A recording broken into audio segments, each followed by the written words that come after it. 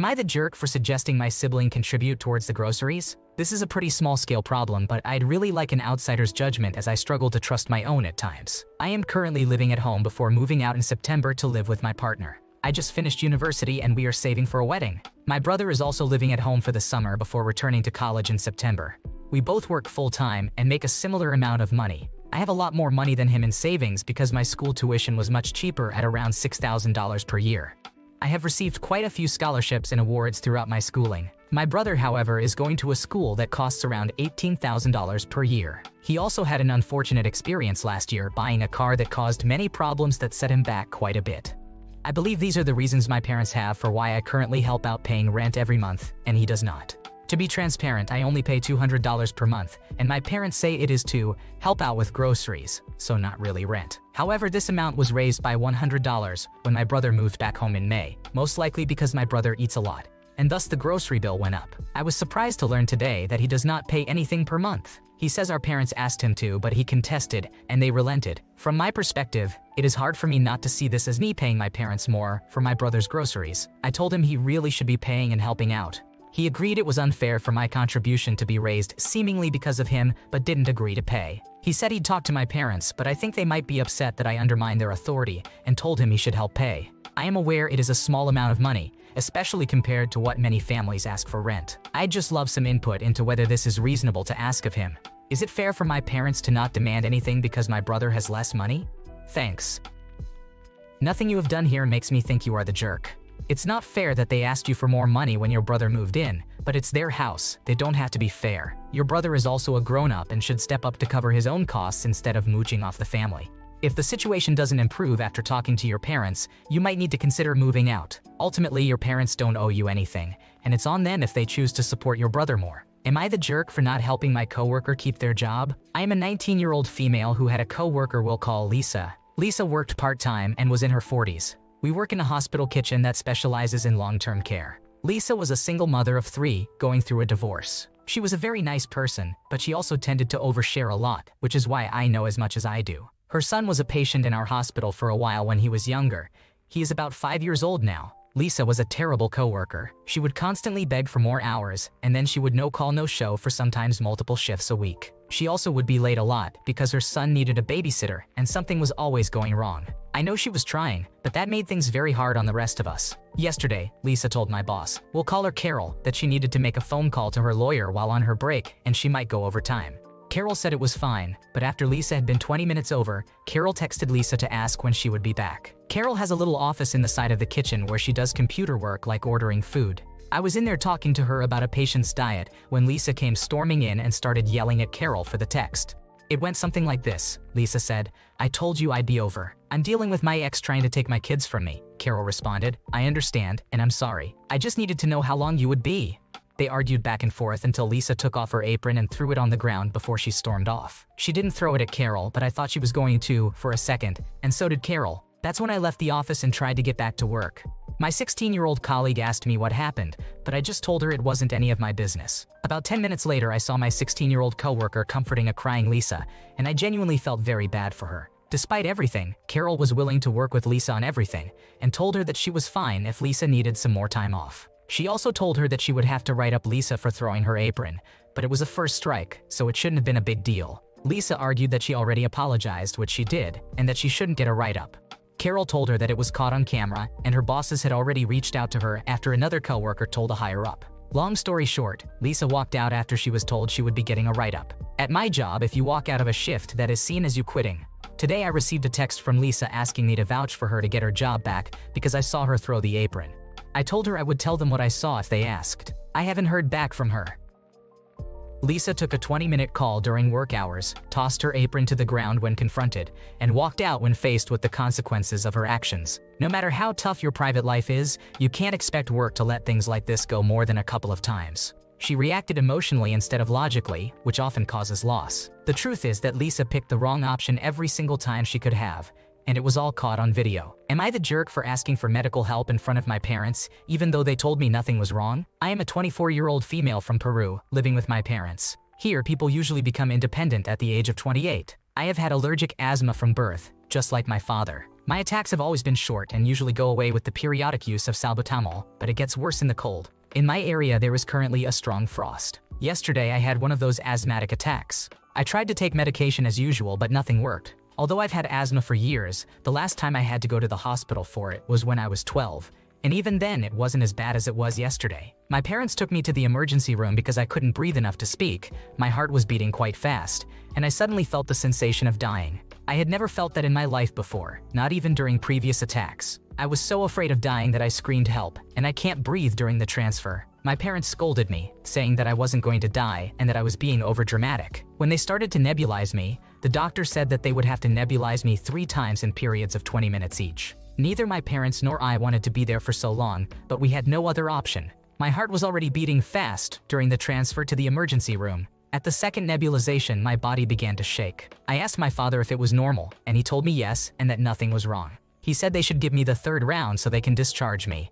It didn't seem normal to me since I saw that my heart rate was 130 at rest, and I was shaking a little. When the nurse came to connect me, I told her that I was shaking and that my heart was beating quite fast. My parents gave me a bad look, and once the nurse left, they scolded me, saying that I was being childish and that nothing was wrong. They asked why I was calling the doctor for something stupid. When the doctor arrived, he told me that I had tachycardia and that it was a side effect of salbutamol. He said they would stop it for an hour until my heart rate returned to normal so I could complete the treatment. As soon as he left, my dad started telling me that I shouldn't be scared in this type of situation because I was too old for this nonsense. He said I should stop acting like a little girl because I was throwing a tantrum over something normal. I told him to leave and that I could go alone when I was discharged. He got very upset and stayed in the emergency room.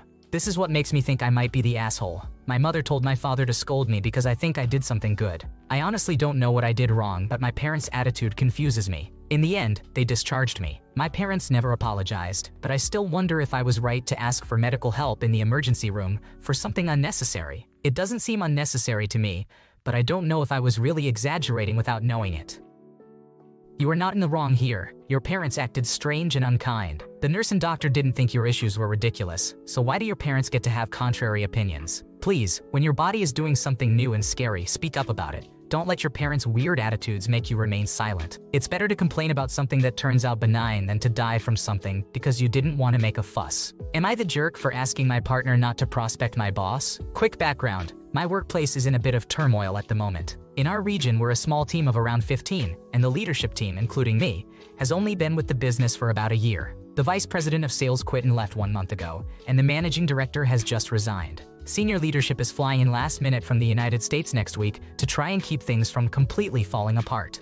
This couldn't come at a worse time for me.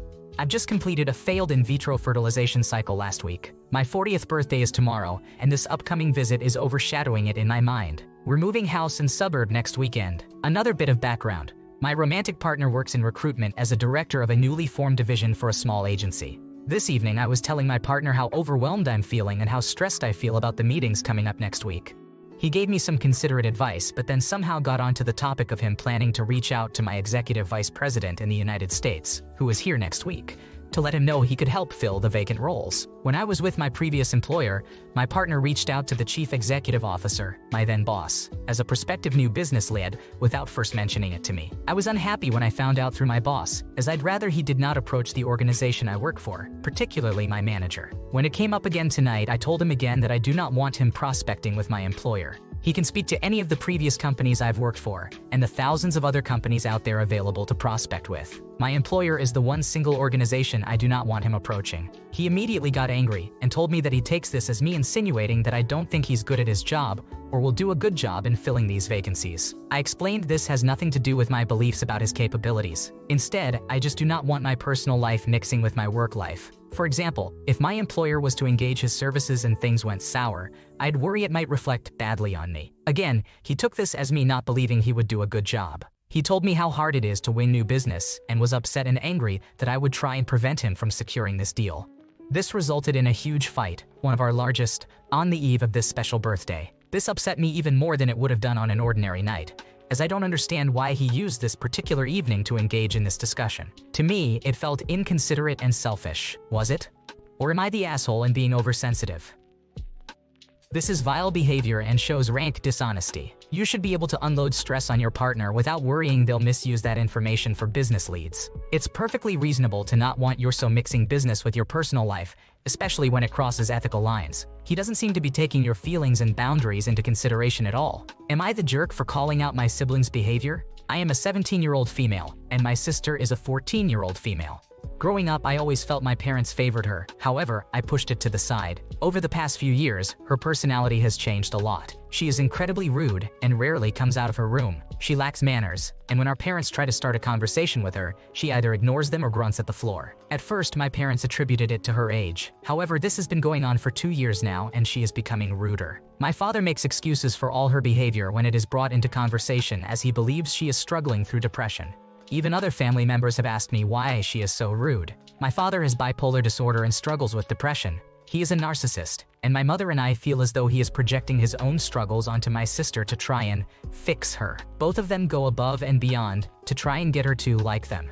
They buy her whatever she asks for and ignore her behavior. However, when I recently asked for a textbook, I was told that I was spoiled. I cannot help but compare their treatment of her with how they treated me when I acted similarly. They came down so hard on me for misbehaving to the point where I was grounded for weeks. Our fights were so intense that I stayed with friends and have, on more than one occasion, felt threatened by my parents. Both had their own priorities while I was growing up, which often left me to look after both myself and my sister for long periods of time. I have never been thanked for this by any of the parties involved. Due to this, recently, I have been calling out my sister and parents on their treatment. I have been told that I am just jealous, and they often come down harder on me than on my sister for her rudeness. I understand she may be struggling, although it is very unlikely. And again, I cannot help but compare it to when I had problems with mental health and was ignored. My parents have repeatedly said that I bully my sister, but in reality, all I do is acknowledge that she hasn't said thank you or refused to do her chores. An example of this is after receiving my GCSE results last year. My parents were disappointed that my results were not straight 9s, as had been predicted. I got a 7 in maths. When I pointed out that my sister gets straight D's and they praise her, I was told I was mean and horrible. Am I the asshole for calling out her behavior?